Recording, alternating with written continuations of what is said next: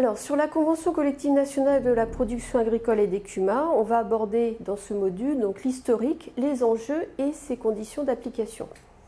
Donc, en ce qui concerne l'historique, il faut se replacer dans le contexte politique général d'il y a quelques années, avec un dialogue social réputé en France comme peu efficace, enfermé dans un certain nombre de procédures et d'instances et sans véritable compromis social et économique, et donc des conflits sociaux qui étaient réguliers lors des réformes. Également une fragmentation importante du dialogue social au niveau de l'entreprise, au niveau des branches et au niveau interprofessionnel. Des acteurs syndicaux et patronaux fortement politisés et déconnectés des mutations vécues par les entreprises. Donc dès 2004, le rapport de Michel de Virville recommandait notamment de moderniser le dialogue social à travers la restructuration des branches. D'où une volonté des pouvoirs publics de rassembler les branches dans un certain nombre d'ensembles cohérents, capables de délivrer un accompagnement de meilleure qualité pour les entreprises et les salariés, avec un certain nombre d'outils plus efficaces comme les observatoires des métiers, la gestion prévisionnelle des emplois, le développement de la formation, de l'apprentissage et l'amélioration de la qualité de vie au travail. Donc, le gouvernement s'est saisi du sujet pour la restructuration des branches et l'a traduit de façon juridique. Donc, au niveau des outils juridiques, on en a eu plusieurs d'affilée. Donc, la loi du 5 mars 2014 et la loi Rebsamen du 17 août 2015. Donc, le principe de la restructuration des branches est calé à travers des pouvoirs donnés au ministre du Travail, qui avait le droit de procéder à la suppression de conventions collectives qui n'existaient plus ou qui étaient jugées trop faibles. Ce dispositif a été complété par la loi du 8 août 2016, dite loi El Khomri, avec des nouveaux pouvoirs donnés au ministre du Travail et notamment également des précisions dans la restructuration des branches, avec un objectif chiffré de passer de plus de 700 à 200 conventions collectives dans un délai de 3 ans, et des critères donnés aux branches pour préciser celles qui étaient trop faibles. Donc une faiblesse des effectifs avec moins de 5000 salariés, celles qui avaient peu d'accords ou d'avenants signés, des branches uniquement territoriales ou des branches où moins de 5% des entreprises adhèrent à une organisation professionnelle. Donc au niveau des méthodes du ministre du Travail, donc il avait le droit de fusionner des conventions collectives, élargir des champs d'application ou refuser d'étendre des avenants. Ce dispositif donc, a été complété par les ordonnances Macron du 22 septembre 2017, qui a donné une place plus importante à l'accord d'entreprise par rapport à l'accord de branche et une négociation facilitée dans les petites entreprises. De plus, il a avancé le calendrier de restructuration des branches d'un an, du 8 août 2019 au 8 août 2018. Par ailleurs, donc, la loi El Khomri dispose que les conventions collectives doivent avoir un champ d'application national et non plus territorial. De cette façon, les partenaires sociaux pouvaient construire le processus de restructuration des conventions collectives dans un délai de 5 ans, tout en sachant que les conventions collectives nationales peuvent être définies, adaptées ou complétées au niveau local. Cela permet donc de maintenir un rôle pour le dialogue social territorial. La branche professionnelle est donc désormais incarnée par une convention collective nationale.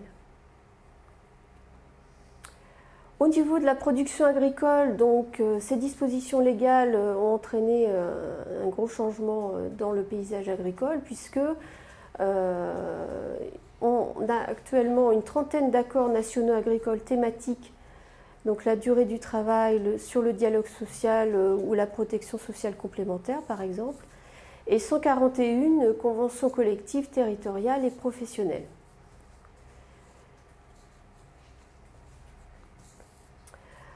Pour le réseau FNSEA, donc c'est une opportunité, et cela a permis d'inviter les partenaires sociaux à reprendre en main leur mission de négociateur en étant pleinement acteurs.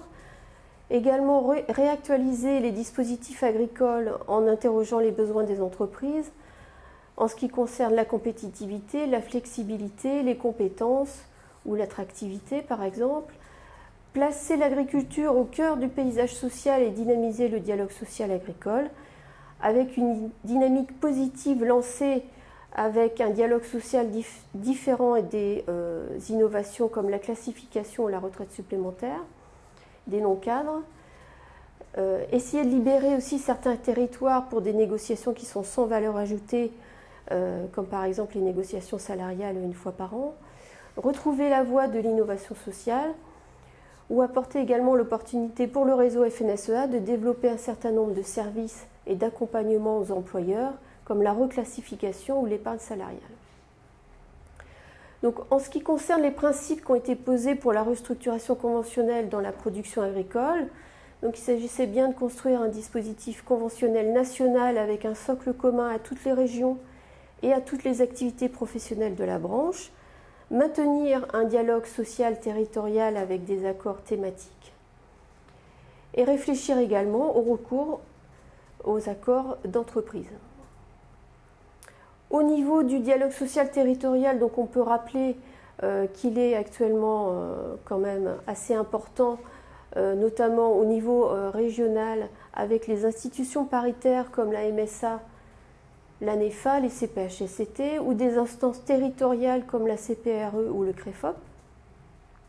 Également souvent un dialogue avec les pouvoirs publics comme la Directe ou le Conseil régional, ou avec d'autres acteurs locaux comme l'ARACT, les OREF, d'autres fédérations professionnelles, et parfois également une animation de projet, par exemple au niveau des contrats d'objectifs territoriaux.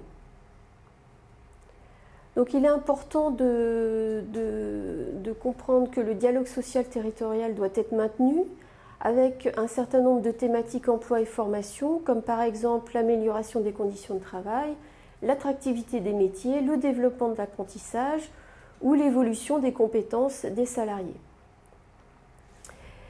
Également un nouvel axe, l'entreprise, puisque désormais ils peuvent conclure des accords d'entreprise de façon plus facile, avec une négociation d'entreprise qui peut être un levier au service de la compétitivité ou le déploiement des services emploi des FDSEA. Donc, au niveau juridique, en préalable à la négociation de la convention collective nationale, on peut rappeler qu'il y a eu 2 accords nationaux, un accord d'objectif du 15 novembre 2016 sur la restructuration de la négociation collective de l'interbranche agricole, et à cette occasion, donc, les partenaires sociaux se sont mis d'accord pour conclure des conventions collectives nationales par champ d'application. Et à cette occasion également, la production agricole représentée par la FNSEA et les CUMA représentés par la FNCUMA ont décidé de négocier ensemble une convention collective nationale. Par contre, les entrepreneurs du territoire ont décidé de négocier leur propre convention collective. Autre accord nécessaire pour la négociation d'une convention collective nationale, l'accord du 7 juin 2017 qui a créé la commission paritaire permanente de négociation et d'interprétation. Donc la convention collective nationale doit être un véritable outil de gestion de l'emploi. Donc elle a été conçue pour apporter des réponses adéquates aux besoins des utilisateurs. D'une part, donner satisfaction aux employeurs pour améliorer la compétitivité de leur entreprise, assurer une bonne cohésion sociale et permettre de s'adapter à son environnement et à ses défis, notamment sur les recrutements ou les compétences. D'autre part, donner satisfaction aux salariés en vue de trouver une juste compensation pour eux par rapport au travail fourni et offrir une perspective d'évolution. Donc les points clés de la convention collective nationale, donc on peut citer une nouvelle classification basée sur les compétences et non plus sur les métiers, une grille de salaire minima avec des premiers paliers qui sont très sensibles au coût du travail, et la mise en place d'une retraite supplémentaire pour les salariés non cadres qui a été négociée en parallèle de la convention collective. Donc le champ d'application de la convention collective, donc c'est bien sur l'ensemble du territoire français.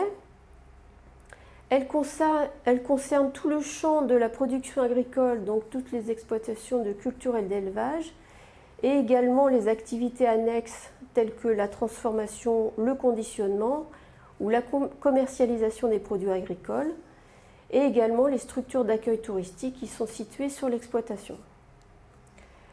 Sont concernés également donc, les établissements de pisciculture et les coopératives d'utilisation du matériel agricole. À partir de janvier 2021, donc, on aura une convention collective nationale de la production agricole et d'écumats qui date du 15 septembre 2020, qui aura son propre numéro d'identification à partir de son extension. On aura également les conventions collectives territoriales et professionnelles existantes qui ne vont pas disparaître, qui vont devenir des accords collectifs étendus. Donc ils resteront bien obligatoires pour les dispositions uniquement plus favorables que la convention collective nationale. Sachant que, en principe, c'est dans l'attente de révision, parce qu'il semble quand même indispensable de les harmoniser avec la convention collective nationale. Donc à partir de janvier 2021, il faudra bien se rappeler qu'il ne pourra pas être dérogé à la convention collective nationale que dans un sens plus favorable aux salariés, à l'exception d'un certain nombre de thèmes qui donnent la primauté aux accords d'entreprise. Et la présente convention collective ne doit pas être une réduction de l'ensemble de la rémunération des salariés, y compris les primes ou les avantages en nature en espèces qui ont été acquis antérieurement.